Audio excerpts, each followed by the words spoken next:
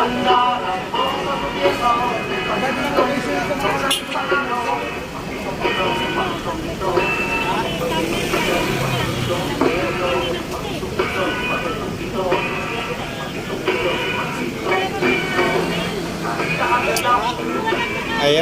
magandang araw po sa mga bayan, Luzon, Visayas, Mindanao. Dito tayo ngayon sa White Plains.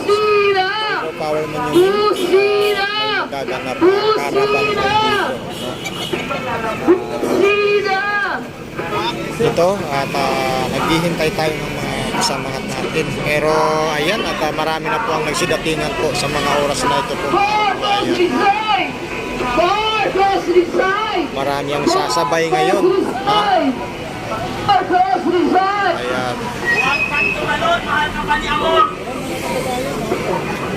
Marami na po tayo dito.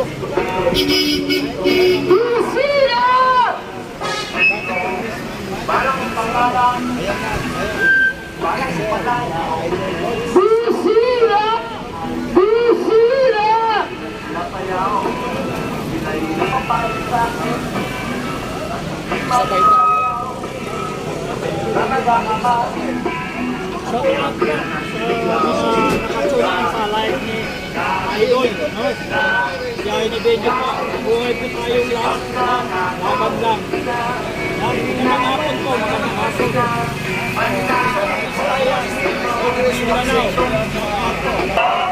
Nating Muslim. Kasama na rin natin dito ngayon si Kuya Park.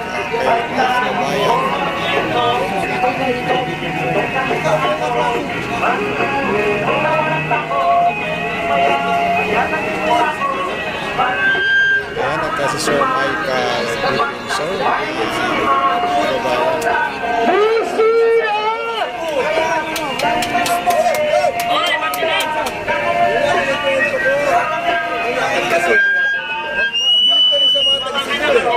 Kasi ang usapan, hapon, noong umaga, 6:37, nagbalik kami ng schedule.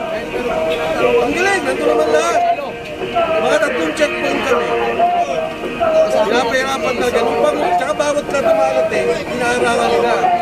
Pero nung makarating na kami sa malayo pa eh. Layo namin doon sa convention area. Paikot kami. Inaaral na kami. Tapos may riot police pa. Yung mga riot police, 5,000 yung police doon eh. Kaya sabi ko, ba't kailangan may riot police? Dumating yung LTO, tapos inilipit naman yung mga motor. Sabi naman, sige, huwag na natin ipilit. Partikular, ayaw ko naman na kawawa yung mga taga-Cebu natin kasama. Umikot pa kami, doon na kami nagpunta sa pointer sa Nena.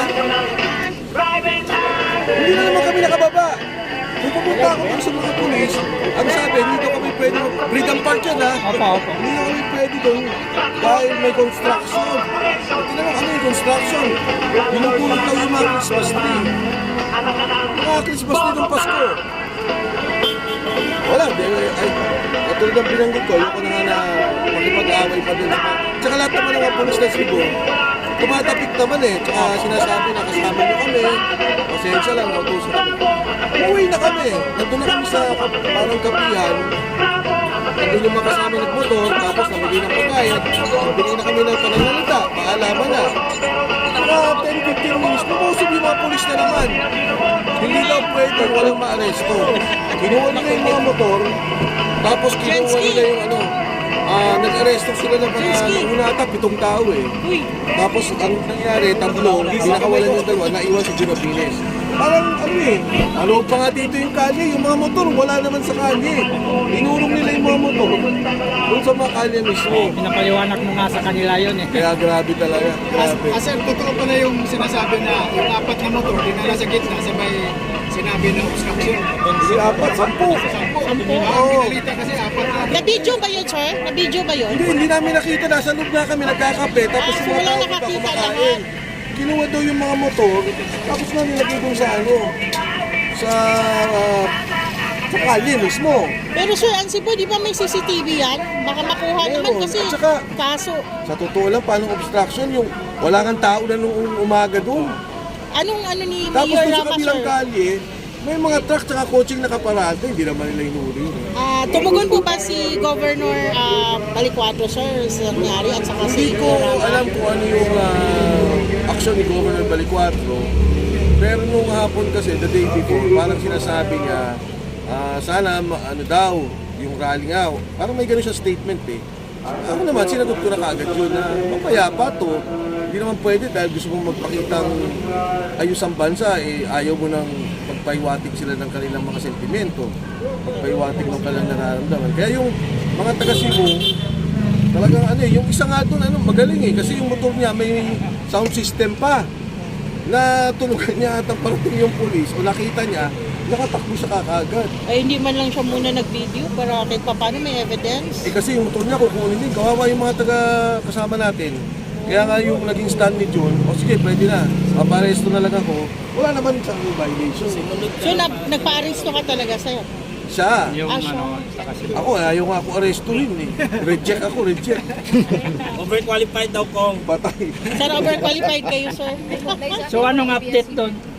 Anong update na, sir? Anong Sa, update po doon sa nahuli na? Si Jun Abines nakawala lang kanina. Nagpiansa Hindi ko siya, sir. maintindihan dahil ang kaso sa nung nalaman ko nung gabi, BPAKT, Illegal Assembly. Na sa tingin ko, wala naman yun kasi paano illegal assembly tapos na nga kami doon sa ginagawa. Ang sinabi sa akin ng isang kasama natin, ano daw, obstruction. Ito ba? Obstruction na daw. Pero hindi na considered naman 880 kasi di ba maliwanag naman sa ating constitution na we have a right to symbol and petition the corrupt government of the states. So we cannot consider Tsaka that. makikita mo yung buong puwersa ng gobyerno. Nandun yung police, nandun yung regional police, nandun yung LTO. Hinuhuli yung mga motor ha. Yun nga, sir. Talagang Parang ang pinapahirapan. kalaban po nila, sir, mga mga kalaban ng bansa. Oo. Mamamayan tayo ng bansa na naglalabas lang ng damdamin kung ano naramdaman natin sa mga kawatan. Again, in fairness, naawa ko dun sa mga police. In fact, may official pa nga dun, sabi Sir Duterte kami. Hindi namin makakalimutan yung ginawa niya para sa kapulisan at sa bayan. May mga ganun ha. Tapos may mga tumatapik na mga naiintindihan ko, naawa din naman ako. Yun nga, sana umabot na rin sa punto na talagang malawakan na yung hindi pagkilos ng pulis para sa pagsunod sa illegal na order Tama ng nga, sir. administrasyong to. Sir Mike, mabilis lang po. Oo, May sabi okay. po ng ABS-CBN. Sir, just kindly explain to us ano po ang program na mangyayari dito, sir? Actually, yung ground commander dito, itong si Placido ba? Ay kayo! Anyway, nagtawag kami dito dun sa pagkilos ngayon at ito, resulta na rin nung nangyari dun sa impeachment case na talagang hindi nila tinanggap. At ito'y patuloy namin pagpapahiwatig sa galit namin sa kuraputan na nangyari at korupsyon sa bayan at ang paniniwala namin at ang sinasabi namin, ang Pangulo mismo ang siyang mastermind ng korupsyon ito. So yung impeachment case namin, hindi nga nila tinanggap kung nakikita ninyo. So patuloy ito, hindi lang naman ngayon, patuloy kami na magtatawag hanggang hindi nakukulong yung mga dapat makulong sa gobyerno ito. Sir, nagkaroon po ba kayo action regarding sa ng secretary na hindi niya tinanggap? Itong ulit to, gagawa kami ng aksyon sa Secretary General's Office sa hindi nila pagtanggap. May mga nagsasabi, kasi daw hindi namin iniwan. Paano namin iiwan? Naka-video yun, nakita yun na maraming tao. Pinipilit namin na kahit na doon lang sa front desk ng Gapin Island, tanggapin. Kaya ito, patuloy kaming kikilos dahil para dito. Pangalawa, kasama doon sa impeachment case yung pag-kidnap kay Pangulong Duterte. At hanggang ngayon sinasabi namin illegal yun. State kidnapping yun, hindi dapat nila ginawa yun. At ang ginawa nilang pagkilos na yun, 2023. Ilang taon, humigit kumulang 5 taon na wala na tayo sa ICC, talagang pinlano nila. Alam mo, dito sa bansa natin, naintindihan natin, no? may mga ginagawang pagkilos, may ginagawang kaso. Pangulong Erap, kinasuhan. Dito, kinulong sa veterans. Pangulong GMA, kinasuhan. Na-quit. Dito, kinulong sa veterans. Ito lang, katangi-tangi si Pangulong Duterte, na Hindi na inilabas nakasuhan. nila doon sa ibang korte, banyagang batas, na meron naman dito, masyado nilang ginigipit yung tao na Pilipino na Tanda dapat na. ay hindi pinayagan natin ng ganito dahil tayo may sariling batas, may sariling soberanya at higit sa lahat may korte tayo. Hindi dapat pumayag ang Korte Suprema dito. So Sir Mike, ito po ang overall message natin kaya tayo may motor dito. Saan po punta ng grupo, sir? Susundan ako, taga-sunod lang ako dito eh. May mga ground commander kami, may grupo rin kami sa SMO, may grupo din dito. Placido ba? Ang ano natin dito, no? Siya ang ating Ground Commander na nandito at saka si Colonel Metran. Dalawa sila yung susundan namin. Ilan po inaasahan natin, sir, na makikilawag po dito sa ito? Hindi namin actually alam talaga. Panawagan namin to, may mga organized at punta. Nakita nyo naman sa kabila may tumating din.